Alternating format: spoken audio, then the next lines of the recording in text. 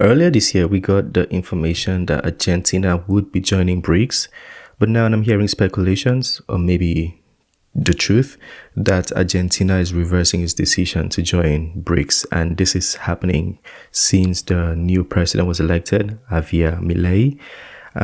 Let's see the updates on that. Sí, juro. Argentina's new president is making changes in the South American country. Libertarian leader Javier Milei has promised shocking new measures to overcome one of the country's main problems, the current economic crisis.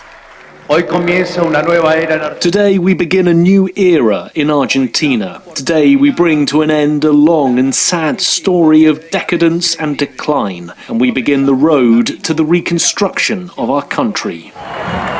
The 53-year-old economist is not only introducing domestic reforms, he is changing the country's foreign policy, distancing it from some of Argentina's traditional allies like Brazil and China, and getting closer to the United States. Milei's government has also rejected the need to join the BRICS group, arguing it's more about politics than trade. The decision of the government is not to participate in the BRICS, throwing away all the work that had been done, and to establish one-to-one contact with the BRICS countries.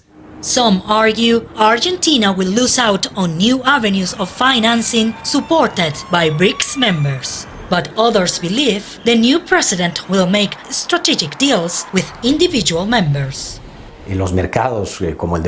Markets such as Brazil. Okay, so to clarify, as what I understand, he's not trying to disintegrate from BRICS or the nations in BRICS. He just doesn't want to be a part of an organization that might restrain him from doing business with another nation, because usually people pitch BRICS to be like BRICS against the G7 or BRICS against these people. But he's saying he doesn't want to be a part of BRICS. I don't know if he's going to join NATO or the G7. I don't know how that might go. But basically, he wants to do strategic deals with every nation, like across the board, whether it be BRICS or whether it be NATO. So that's what I understand from here, neutrality. It's kind of interesting. That is nearby, and China are important for any country in our continent, even for the US, and sometimes they've managed to separate their commercial relations from their political relations. Milei's popularity has been fueled by discontent over the economy. 4 in 10 Argentines are living in poverty, and inflation is running at over 140%. One of Milei's proposals that led him to win the presidency was to drop the Argentine peso and to use the dollar. But the road to dollarization would take time, a new legal framework, and most importantly, billions of US dollars that Argentina does not have. Another challenge is that President Milei does not have a parliamentary majority, which could hinder some of his proposals. The main obstacle is the political one. To be able to dollarize Argentina's economy, it's necessary to make legal modifications and change the law. And to change laws of this kind in Argentina, you need not only a majority, but 3/5 of the Argentinian Congress. In the meantime, Argentina is braced for a new era. An ideological shift is modifying its relations and altering the course of one of Latin America's largest countries. Maritrini Mena, SABC News. Okay, that's an interesting one.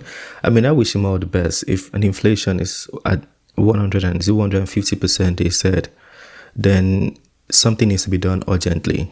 And he said he wants the nation to go from peso to dollar. The interviewer, the reporter, said Argentina does not have the money to do that. So I don't know how he's going to go about this, but they also mentioned his resume. He's an economist, so probably has some experience.